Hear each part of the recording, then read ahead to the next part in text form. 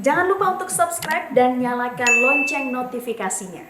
Pemirsa, Ratu Elizabeth II mangkat di usia 96 tahun setelah 7 dekade berkuasa, menjadikannya ratu paling lama yang memerintah Inggris. Hidupnya begitu panjang dan menjadi saksi sekaligus pelaku sejarah. Mulai dari menyaksikan masa Nazi Jerman, kemudian bergabung dengan Korps Tentara Perempuan Inggris pada Perang Dunia Kedua, hingga menjalani era pemerintahan modern abad milenium. Seperti apa sepak terjang pemimpin monarki Inggris itu? Kita simak ulasannya untuk Anda. I declare before you all that my whole life Princess Elizabeth happily shares the supreme day of her life. Guests begins the solemn ceremony of consecration and dedication. Changed but little over.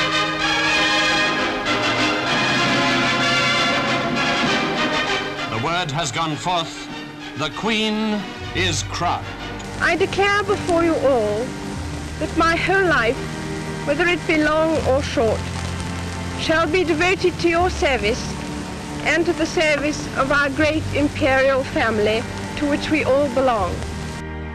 Mungkin Putri Elizabeth tidak menyangka, tidak lama setelah pernyataan yang dibuatnya di hari ulang tahunnya yang ke-21, 75 tahun silam ini, dia bakal menjadi Ratu Inggris yang berkuasa hingga 7 dekade. 5 tahun setelah ulang tahunnya yang ke-21, pada Februari 1952, Elizabeth Alexandra Mary of York kehilangan sang ayah, Raja George VI, yang otomatis menjadikannya ratu, dan dinobatkan 1 tahun kemudian pada 2 Juni 1953 ketika usianya masih 26 tahun. The word has gone forth. The Queen is crowned. Panggilan akrabnya di keluarga tidak semestinya menjadi penerus tahta dari sang ayah jika sang paman Raja Edward VIII tidak melepaskan tahtanya untuk menikahi seorang perempuan asal Amerika Serikat yang kala itu ditentang oleh keluarga kerajaan. Ketika Perang Dunia berkecamuk, kala Jerman menyerang London, Elizabeth muda sempat bergabung dengan Angkatan Darat, dilatih sebagai sopir truk dan mekanik di usia 18 tahun. Kemudian Elizabeth ditugaskan sebagai sopir ambulans untuk membantu para korban perang. We've got to remember that the Queen served on the home front in the Second World War. She was the commander-in-chief of the armed forces all these years through all these great international events. And I know from my audiences with her that as commander-in-chief of the armed forces, she felt it not just in an official capacity, she felt it in her heart. And when troops were died or were lost, she felt herself the pain of all the families.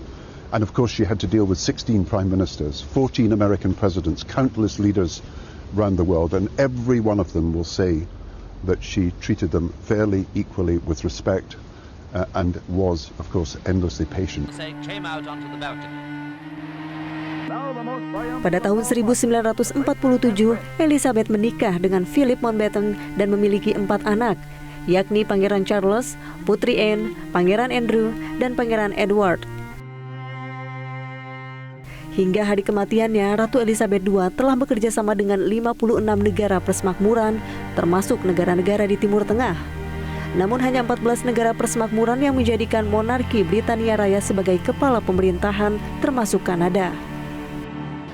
She was our queen for almost half of Canada's existence. And she had an obvious, deep, and abiding love and affection for Canadians. She served us all with strength and wisdom for 70 years as we grew into the diverse, optimistic, responsible, ambitious, and extraordinary country we are today.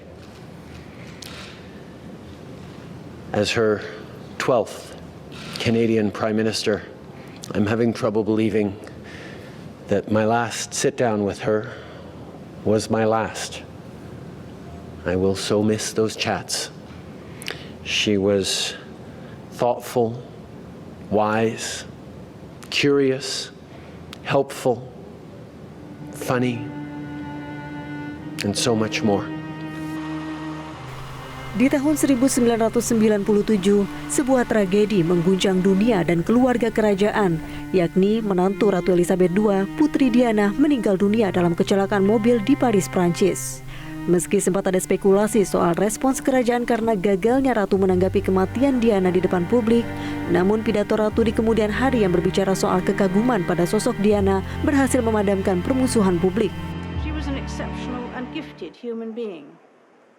In good times and bad, she never lost her capacity to smile and laugh, nor to inspire others with her warmth and kindness. Pada tahun 2021, Pangeran Philip meninggal dunia pada 9 April. Hanya beberapa bulan sebelum ulang tahunnya yang ke-100. Kematian sang pangeran pun kerap membuat sang ratu menjadi sosok penyendiri saat kembali menjalani tugas kerajaan. Meski begitu, Ratu Elizabeth II tetap berusaha menuntaskan tugas-tugasnya, termasuk memainkan peran utama di Konferensi Perubahan Iklim Perserikatan Bangsa-Bangsa ke-26, di mana ia menyampaikan pidato yang mendorong orang-orang untuk memerangi krisis iklim. This is a duty I'm especially happy to discharge, as the impact of the environment on human progress was a subject close to the heart of my dear late husband, Prince Philip, the Duke of Edinburgh.